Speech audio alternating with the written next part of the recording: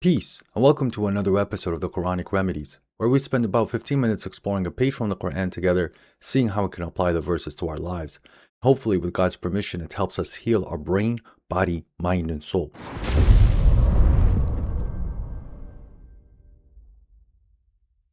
So today we'll be reading from chapter 5, the table spread from verses 104 to 108. A'udhu billahi minash shaitan rajim. I seek refuge to God from the accursed devil. Bismillahir Rahmanir Rahim. In the name of God, the gracious, the merciful. وَإِذَا قِيلَ لَهُمْ تَعَالُوا إِلَى مَا أَنزَلَ اللَّهُ وَإِلَى الرَّسُولِ قَالُوا حَسْبُنَا مَا وَجَدْنَا عَلَيْهِ آبَاءَنَا أَوَلَوْ كَانَ آبَاؤُهُمْ لَا يَعْلَمُونَ شَيْئًا وَلَا يَهْتَدُونَ. And when it is said to them, "Come to what God has revealed, and to the messenger," they say, "Sufficient for us is what we found our forefathers upon, even if their forefathers knew nothing and were not guided." يا أيها الذين آمنوا عليكم أنفسكم لا يضركم من ضل إذا اهتديتم إلى الله مرجعكم جميعا فينبئكم بما كنتم تعملون. O you who believe, you are responsible for your own souls. He who has strayed cannot harm you if you are guided. To God is your return, all of you, and He will inform you of what you used to do. يا أيها الذين آمنوا شهادة بينكم إذا حضر أحدكم الموت حين الوصية اثنان ذوى عدل منكم أو آخران من غيركم إن أنتم ضربتم في الأرض فأصابتكم مصيبة الموت تحبسونهما من بعد الصلاة فيقسمان بالله إن ارتبتم لا نشتري به ثمنا ولو كان ذا قربى ولا نكتم شهادة الله إن إذا لمن الآثمين. O you who believe, when death approaches one of you, let two reliable persons from among you act as witnesses to the making of a bequest, or two persons from another people if you are traveling in the land and the event of death approaches you. Engage them after the prayer. If you have doubts, let them swear by God. We will not sell our testimony for any price, even if he was a near relative, and we will not conceal God's testimony, for then we would be sinners. فإن عثر على أنهما استحقا إثما فآخران يقومان مقامهما من الذين استحق عليهم الأولين فيقسمان بالله لشهادتنا أحق من شهادتهما وما اعتدينا إن إذا لمن الظالمين. If it is discovered that they are guilty of perjury, let two others take their place, two from among those responsible for the claim, and have them swear by God, our testimony is more truthful than their testimony, and we will not be biased, for then we would be wrongdoers. ذلك أدنى أن يأتوا بالشهادة على وجهها أو يخافوا أن ترد أيمان بعد إيمانهم واتقوا الله واسمعوا والله لا يهدي القوم الفاسقين. That makes it more likely that they will give true testimony, fearing that their oaths might be contradicted by subsequent oaths. So fear God and listen. God does not guide the disobedient people. Sadaqallahu al-Azim. God the truthful said the truth. God the great said the truth. So God is first, where we left off last time, we were talking about superstitions and how people come up with certain things that are superstitious. These are concepts that they have put forward saying that God has said this, and yet when you try to analyze it logically, it just falls apart very quickly, and it shows that there's some sort of association to God, that God has not allowed those things or those ideas to be associated to him. This is clear contradiction to what God has sent through his messengers. And when you tell certain individuals that, let's go to what God has sent through his messengers, you see them trying to push away from your understanding or from what God has revealed, just simply saying that we will follow what we found our forefathers doing. And you can clearly see that their forefathers were upon nothing. Because the religion of God, from what we understand in the Quran, it helps us understand more so the right way of acting and the right way of behaving that opens the doors of such great big graces and big blessings from God. Because the closer you are to God, the more likely your prayers and your questions are going to be answered. This is something that God has explained time and time again in the Quran, that he takes care of the believers, that he is the allies of the believers, that the allies of God are the ones who are going to be successful. The faction of God is going to be the one who are going to dominate, that his religion is going to be shown over all other religions. This is something that we see time and time in the Quran again. So when God is telling us to tell them to come to what God and his messenger has and what the messenger has brought forth and what God is revealing, their simple response shows that they just don't even realize the situation that they're in. They understand that their society might have been much better in the past, much better when they were more sticking towards what God has first given them. We see this time and time again from all of the big superpowers in the world, whether it was the pharaohs, whether it was the Greeks, whether it was the Indians, whether it was America, where God has blessed them with monotheism, a religion that is so clear and understanding. One of the concepts that is being presented in the verses in front of us, part of the monotheistic religion, is to be very keen in regards to when you are giving a testimony, that you have to be honest. Honesty is a big portion of the religion. The more honest you are, the less problems you're going to have. Yes, there are people that hate honesty and want to punish you for being honest because they themselves are not honest to themselves and they're not honest to the world around them. Yeah, on the day of judgment, the thing that is going to be able to avail you on that day is your honesty and how much truth you speak and how much truth you spread. So the more truth that you are bringing forth and the more that you show from what God has shown us and following what the messenger has said, this is the most truth that you're going to be able to find and the most truth that you're going to be able to follow. And therefore, you're going to have the most positivity in what God has sent. Now, there is a concept here. This is one of the beautiful gems that we find in the Quran. That when we do get guided, when we start to understand God's guidance, and when we start to recognize God's signs that are personal to us for us to make the correct judgments and to make the correct decisions, the people who are not guided cannot harm you. They simply aren't going to stand in front of you. They might make decisions that are against you, but yet God is on your side. So this is where the people before said, no, we're sufficient with what we found our forefathers doing. And you are saying simply, I'm sufficient with what God is guiding me and what the messenger was set with and what God has revealed. This kind of sufficiency in who God is truly that's going to give you the upper hand. Because the more you're remembering God, the more God is remembering you. And the more that you call upon your Lord, the more God is answering you. While the other side, they're so deluded in this world and in what they're doing, they're not really calling upon God, nor are they remembering God often. They have no problems lying, and they have no problems trying to block you from the path.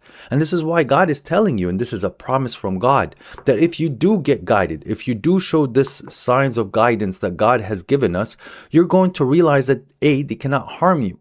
And the other thing is you're only responsible for your souls. And when we return to God, He's going to tell us exactly what the other side was doing and what they were up to. So there is no need for you to feel like whatever they're planning against you, that it's really going to happen and that you're going to be harmed or you're going to be taken away or they're going to win and you're going to lose. This is something that, it's typical for a human to worry about because it's some things that are out of your control.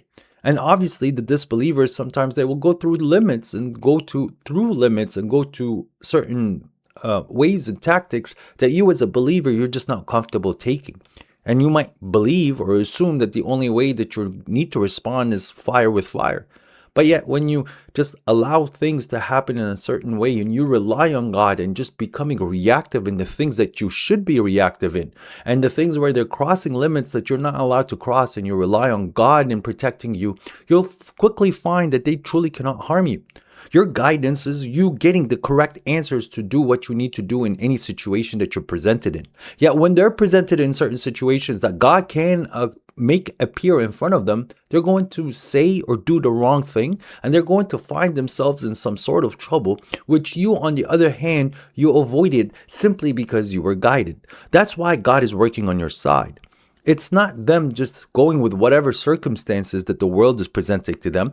God can easily create an event where they are now in trouble and they are focusing on their troubles, whether it's financial strain, whether it's a sickness, whether losing something, whether breaking something, where they are making the wrong decisions and they take the focus away from you, which gives you the ability to move ahead. And of course, this story can be presented in so many different scenarios where you could clearly see that the disbelievers cannot harm you.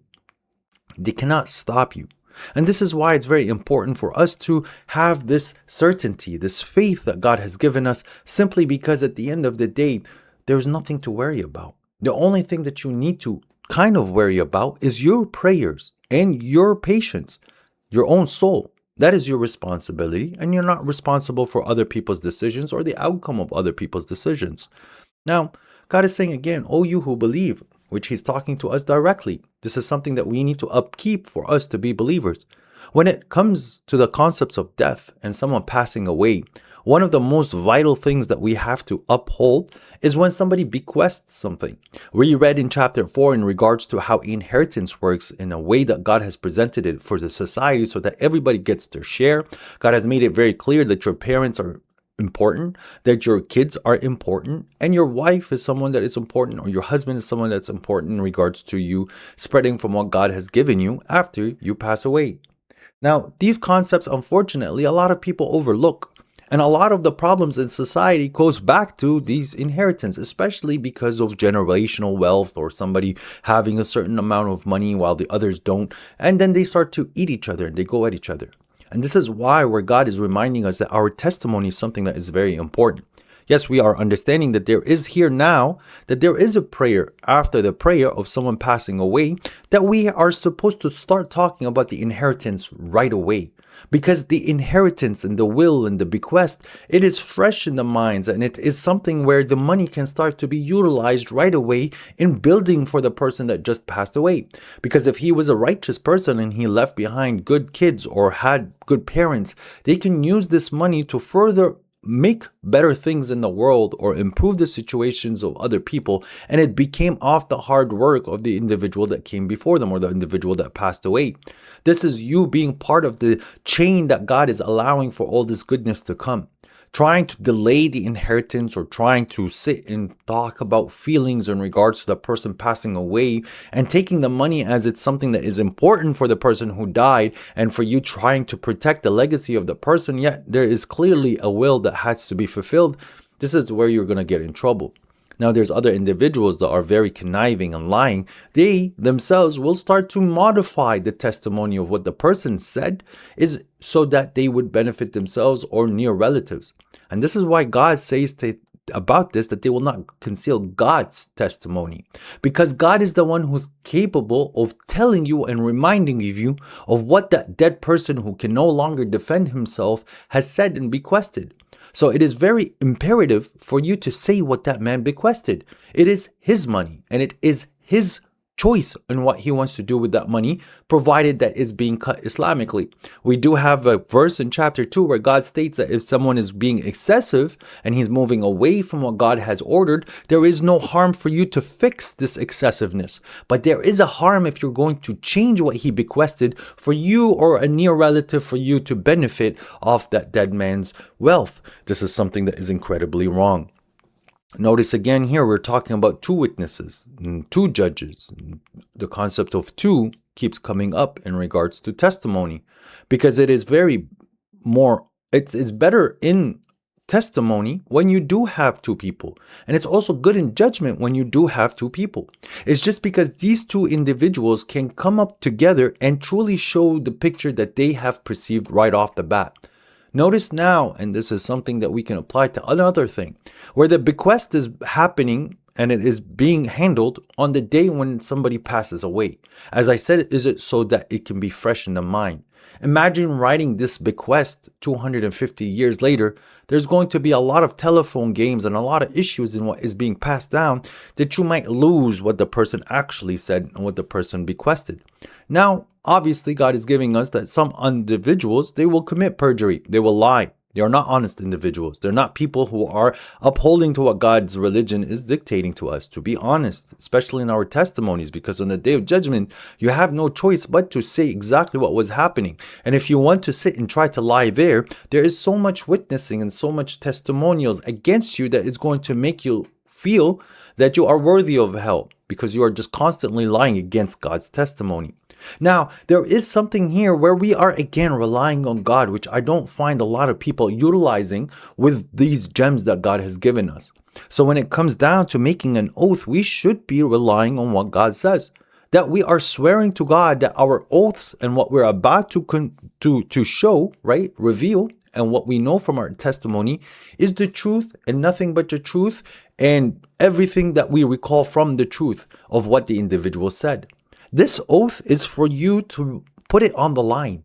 When you call for something in regards to God cursing the liar, this should be something where you truly believe it's going to happen. You involving God in the oaths or involving God in what you are presenting to the world in regards to situations in testimony or contradictions, or a fight, or in regards to conversations or contracts. As soon as you're invoking God as a guarantor or as God as a witness, all parties should be trembling, because you might lie and believe that you got away from the lie, but you have no idea how God can come and encompass you in a way that you are going to be crushed for the lie that you just said. So this is why you should start these things by saying, like, I swear that my testimony is better than the other two that committed the perjury, and this is what I recall from the individual, and if I am lying, then I will be of the losers, or I will be of the wrongdoers, or I will be of the transgressors. You are witnessing upon yourself that if you are breaking from what God has given you, you know that you are doing wrong. This is something that is very easy to understand. This level of commitment can come only from a believer, because they know what is being put on the line. A disbeliever, he can give you lip service because they don't fear God. They don't fear the curse of God. They don't fear that God is witnessing or listening to them. As God states, the majority of them, it's as if they're not even going to meet God, and as if God is not aware of what they do or what they say. So it is very incredibly important that when it comes down to testimonies, and there is some people that are lying and you know they're lying, to start using the name of God. Well, if this is what you're saying, then swear by God. And then this goes on outside of the concept of bequesting and inheritance, that when somebody is saying a lie, you know what? If I know you're not being honest, so go ahead and swear to God that God is your witness that this is what happened. I've had a lot of individuals crumble and step back by saying, I cannot swear to this, because they still have a concept of fearing of God, but they have shown that they've lied. And this is why God is telling us that it's good for us to do this. And this is why God says that this makes it more likely that they will give true testimony, because they have put an oath with God in front of you that they're going to be truthful, to do what they need to do. Now, the other thing that we have to realize is that God is wanting us to listen. God is wanting us to be present in many situations so that we could be truthful individuals, not be opinionated in everything that we see. There are times where people ask us for our opinion. This is different. But the majority of the time, you want to be a person that is sitting in the middle. You're listening, you're witnessing, and when you're called as a witness, you're giving the fair and honest testimony. And if you're called as a judge, you have enough perception of what happened firsthand for you to be fair in what you are supposed to do for these individuals that came for your judgment. This is something that requires you to listen. So constantly talking and always trying to interject and always trying to give an opinion, this is not going to be helpful, especially if there's somebody of an authority around you. It is best for you to sit back and listen, so that when life is asking you to step up, by God's command, you're ready to actually take life by the horns, as some individuals say, and do the right thing. Because you took the time to use God's senses that He gave you, the senses that He has blessed you with, this advantage that you have over the other animals and other people, especially because you're not deaf, dumb, and blind as a believer. This is something where you can be a huge benefit to the society around you, just by simply listening and being present in the moment and being an honest witness, being an honest judge. This improves the lives of a lot of people, because unfortunately the religion of God is simple, but people are just following their forefathers, and they are not guided, and they're upon nothing. And you can see their lives are in shambles, and they go through a lot of psychological pains, and their societies are slowly crumbling, just simply because they think they know better. And when we tell them to come back to what God and His messenger has revealed from God, they just simply don't want to follow you. I really hope you guys are enjoying these. All praise to our Lord, the Lord of the worlds, and peace be upon you.